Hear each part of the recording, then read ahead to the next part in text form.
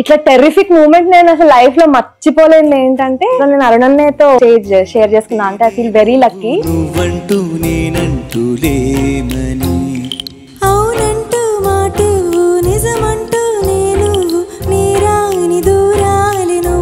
ఆ డే ఏమైందంటే పాడేశాక కోటి సార్ జడ్జ్మెంట్ లో అంటే నేను చెప్పలేను మీకు అని అన్నారు. నాకంతే మ్యూజిక్ తప్ప వాయిస్ ఏమి వినపడలేదు. I can't judge, sorry.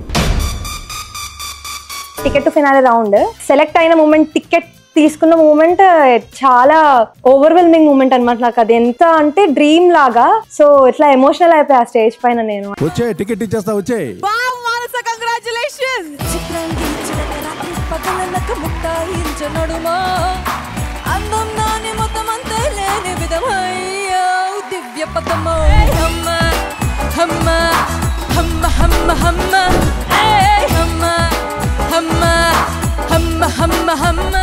Hi అందరికి, నేను మానస ఫ్రమ్ జీ సరిగమప. సో ఇప్పటిదాకా మీరు నా సింగింగ్ జర్నీయే చూసారు కదా. సో నా గురించి నేను కొన్ని విషయాలు షేర్ చేసుకోవాలని ఇవాళ ఇక్కడ ఉన్నాను. సో నా గురించి చెప్పాలంటే నేను బీఎస్సీ కంప్యూటర్ సైన్స్ చేసి ఇప్పుడు ఐటీ జాబ్ చేస్తున్నాను.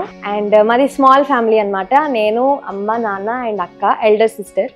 మా మదర్ టీచర్ గా చేసేవారు అండ్ మా ఫాదర్ గవర్నమెంట్ ఎంప్లాయీగా చేసేవారు. ఇద్దరు రిటైర్డ్. అందరం కలిసి ఇంట్లోనే ఉంటాము.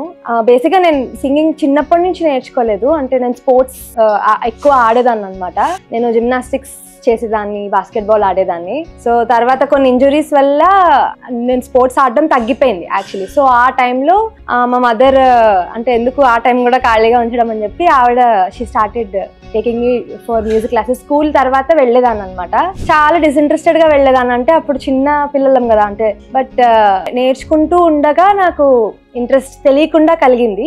16 years అలా వచ్చాక కొంచెం పాడుతున్నప్పుడు నాకు నచ్చడం స్టార్ట్ అయింది. అప్పటి నుంచి కొంచెం సీరియస్ గా నేర్చుకోవడం స్టార్ట్ చేశాను అనమాట.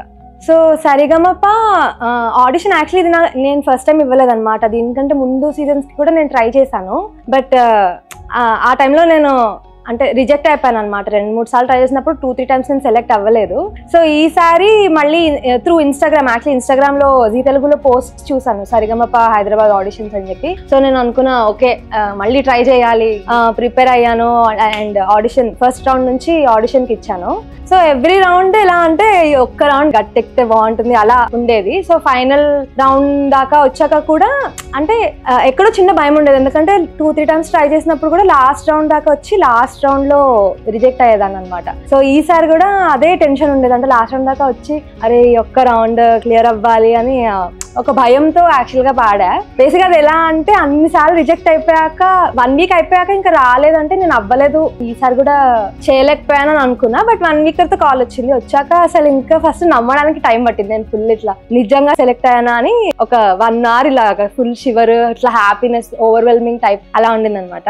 సెలెక్ట్ అవడమే ఒక ఎత్తు, బట్ ట్రావెల్ చేయాలి కదా, ఆ మిక్స్డ్ ఎమోషన్స్. అమ్మో సెలెక్ట్ అయ్యాను ఓకే, బట్ ఇప్పుడు నేను ట్రావెల్ చేయాలి, బాగా పాడాలి, ఆ థాట్స్ అనమాట. మిక్స్డ్ ఎమోషన్స్ అంటే డ్రీమ్ కమ్ ట్రూ మూమెంట్ లాగా సెలెక్ట్ అవ్వడం నాకు సరిగమప. అండ్ సరిగమప జర్నీకి వస్తే ఎలా అంటే ఏ పాటకు ఆ పాట ఛాలెంజింగ్ యాక్చువల్లీ. ఇట్లా టెర్రిఫిక్ మూమెంట్ నేను అసలు లైఫ్ లో మర్చిపోలేను. ఏంటంటే నేను అరుణన్నతో షేర్ చేసుకున్నా. అంటే I feel very lucky.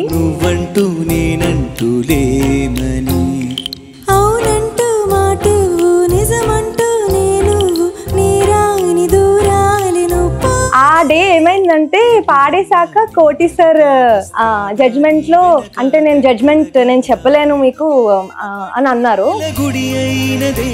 నాకంతే music తప్ప వాయిస్ ఏమి వినపడలేదు. I can't judge, sorry.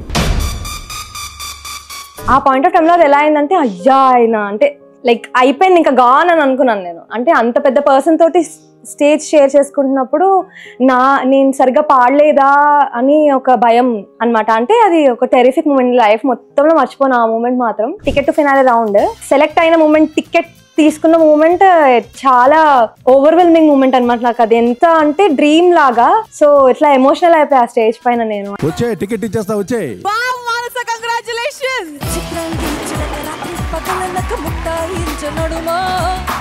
అందం నాని మొత్తం అంతే లేని విధమయ్యా దివ్య ఇంకా చాలా ఉన్నాయి మెమరీస్ సరిగమపాలో. అండ్ ఒక్క సర్ప్రైజింగ్ మూమెంట్ ఏంటంటే యాక్టర్ తరుణ్ వచ్చారు. నాకు ఆయన ఫిల్మ్స్ అంటే చాలా ఇష్టం, ఆయన యాక్షన్ కానీ. I love you so much. నాకు మీరంటే చాలా ఇష్టం. మీ మూవీస్ అన్నీ చూసాను నేను. మీ యాక్షన్ అంటే నాకు చాలా ఇష్టం. I'm so happy to meet you ఇవాళ. మానస అది చెప్పు, ముద్దు పెడతానన్నావు కదా, అది చెప్పు. అలాగే నాని గారిది కూడా.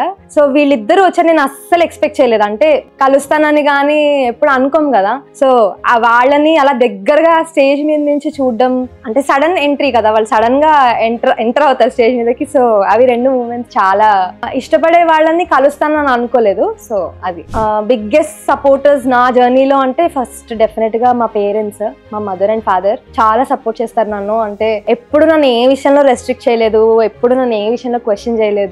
నాకు కావాల్సినంత ఫ్రీడమ్ ఇస్తారు, కావాల్సినంత స్పేస్ ఇస్తారు.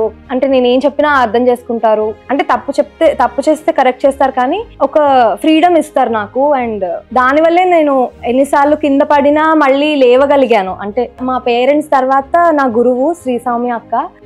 డెఫినెట్ గా ఈ రోజు ఇలా నేను స్టేజ్ మీద కాన్ఫిడెంట్ గా భయం లేకుండా నా బెస్ట్ ఇవ్వగలుగుతున్నానంటే డెఫినెట్ గా నా గురువు అండ్ మా పేరెంట్స్. స్టేజ్ మీద ఫస్ట్ నుంచి జర్నీ చేస్తూ ప్రతి పాట పాడడానికి అంత అంటే ఏమంటారు ఫ్యామిలీ లాగా ట్రీట్ చేసి కరెక్ట్ చేసిన వాయిస్ ట్రైనర్స్ శివ అన్న, అరుణ్ అన్న అండ్ శ్రీకాంత్ అన్న. వీళ్ళు లేకపోతే మేము ఆ స్టేజ్ పైన టెన్షన్ లో అంత పెద్ద జడ్జెస్ ముందు, అంత ఎక్స్పీరియన్స్డ్ పీపుల్ ముందు పాడడం అనేది ఇంపాసిబుల్ టాస్క్. ఎంత ఇంట్లో సపోర్ట్ ఉన్నా, ఎంత గురువులు సపోర్ట్ చేసినా ఆ పాయింట్ ఆఫ్ టైంలో వాళ్ళు లేకపోతే మాకు కాన్ఫిడెన్స్ అస్సలు ఉండదు. సో అంత ప్రెషర్ లో కూడా మమ్మల్ని చాలా కామ్ చేస్తారు, చాలా ఎంకరేజ్ చేస్తారు. సో నేను ఒక్కదాన్ని ఇలా నుంచొని పాడడానికి ఇంతమంది నాకు ఉన్నారు వెనకాల. సో అందరికీ మనస్ఫూర్తిగా చాలా చాలా చాలా థ్యాంక్ యూ. కోటి గారు ఎలా అంటే అసలు ఆయన అంటే అంత లెజెండరీ మ్యూజిషియన్ ఆయన, కానీ ఆయన ఉంటే మొహాలు అలా అస్సలు అనిపించదు. ఒక్క మెతుకు చాలుగా. Exactly. Thank you sir. Super, God bless you.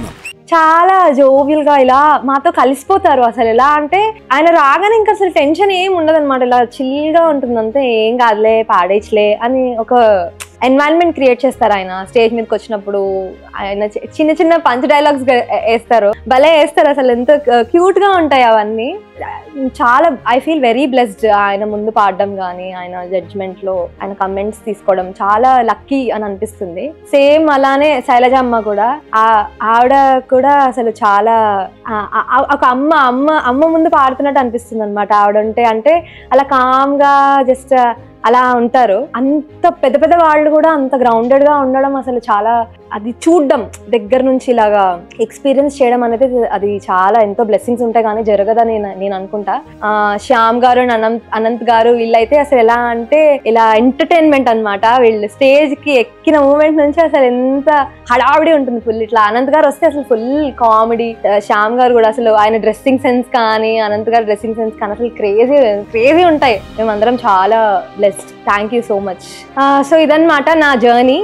నా చిన్నప్పటి నుంచి నా సరిగమప జర్నీ దాకా చెప్పాను ఆల్మోస్ట్ నేను. సో ఐ హోప్ మీ అందరికీ నచ్చిందని నేను అనుకుంటున్నాను. And I want to thank మళ్ళీ ఒక్కసారి చెప్తే అది సరిపోదు నాకు. చాలా చాలా థ్యాంక్ యూ అందరికీ, పేరున థ్యాంక్ యూ. ఎవరైతే సపోర్ట్ చేస్తున్నారో, పాజిటివ్ గా సపోర్ట్ చేస్తున్న వాళ్ళు, నచ్చకుండా సపోర్ట్ చేస్తున్న వాళ్ళకి కూడా చాలా చాలా థ్యాంక్ యూ. మీ బ్లెస్సింగ్స్ ఎప్పుడు మా అందరి పైన ఇలానే ఉండాలి. And please don't forget to watch the grand finale of Zee Saregamapa on this Sunday at 6 PM.